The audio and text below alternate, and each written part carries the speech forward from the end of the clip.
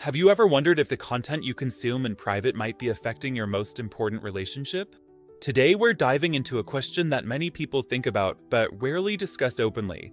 Can quitting porn actually improve attraction to your partner? It's a complex question, one that sits at the intersection of neuroscience, psychology, and relationship dynamics.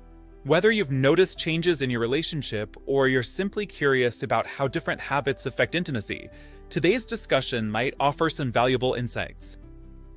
I appreciate you joining me for this honest conversation. The relationship between pornography consumption and real-life attraction is nuanced, and while research in this area is still evolving, there are some compelling patterns worth exploring. By the end of this video, we'll cover some aspects of this topic that often get overlooked in mainstream discussions. Let's start with something fundamental: how our brains process sexual stimuli. The human brain evolved to respond to certain cues in our environment, especially visual ones. When we regularly consume pornography, we're essentially training our arousal response to specific types of visual stimulation.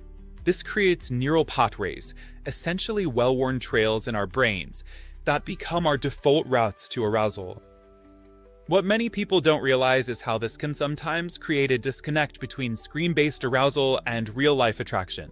Your brain can become accustomed to the instant variety, novelty, and specific visual stimulation that pornography provides. In contrast, real-life relationships involve all your senses: touch, smell, emotional connection, and unfold at a natural pace, without the ability to skip ahead or switch to a different scene. For some people, this can lead to what researchers call arousal conditioning.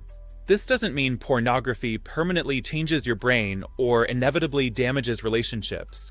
Rather, it suggests that what we repeatedly focus on during arousal can shape our expectations and responses over time. When people take breaks from pornography consumption, many report experiencing a recalibration period. During this time, the brain begins to adjust its reward pathways. Without the high-intensity stimulation of pornography, many people find their sensitivity to subtler, real-life cues gradually returns. Partners who seemed less exciting compared to pornographic content may begin to appear more attractive again. Think about it like adjusting to natural sweetness after consuming a lot of artificial sweetness. At first, fruit might taste bland, but as your taste buds readjust, you begin to appreciate the complex, natural flavors again. Now, before we continue with this fascinating topic, I want to take a moment to invite you to subscribe to this channel if you appreciate these kinds of nuanced discussions about relationships and personal development. Hit that subscribe button and turn on notifications so you don't miss future videos where we explore topics that affect our lives but often don't get the thoughtful treatment they deserve. Your support means I can continue creating content that digs deeper than surface-level conversations. The second key point worth understanding is how pornography can sometimes shape our expectations of physical intimacy. High-speed internet pornography often presents choreographed, edited performances rather than authentic connection.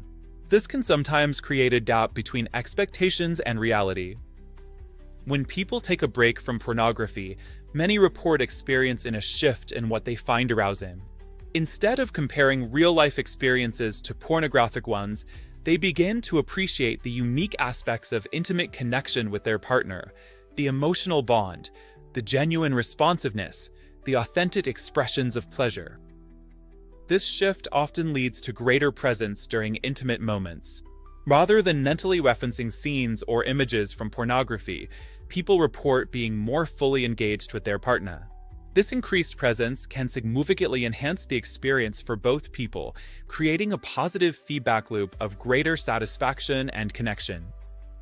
The third aspect worth considering is how pornography consumption can affect the chemical dynamics of attraction. Sexual arousal and attraction involve a complex interplay of hormones and neurotransmitters, including dopamine, oxytocin, and vasopressin. These chemicals play crucial roles in bonding, pleasure, and motivation.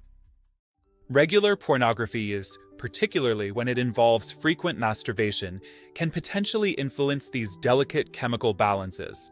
Some research suggests that frequent pornography consumption may lead to temporary changes in dopamine sensitivity in some individuals. Dopamine is central to our experience of pleasure, motivation, and reward. When people reduce or eliminate pornography consumption, many report experiencing what some researchers call dopamine recalibration. This process may help restore natural sensitivity to everyday pleasures, including the subtle cues that make our partners attractive to us. It's worth emphasizing that physical attraction isn't just about visual stimulation. It's multisensory and deeply influenced by emotional connection. When we're emotionally connected to someone, we tend to find them physically more attractive. This is sometimes called the halo effect, where positive feelings in one area enhance our perception in others. Some people report that reducing pornography consumption creates space for deeper emotional connection with their partners. This enhanced connection, in turn, can heighten physical attraction. It's a virtuous cycle where emotional and physical attraction reinforce each other. Fourth, let's consider how our attention affects relationships. One often overlooked aspect of attraction is simply where we direct our mental and emotional energy. Relationships thrive on attention, the small moments of connection, appreciation, and presence that build over time. If significant time and mental energy are directed toward pornography, that's less attention available for noticing and appreciating your partner.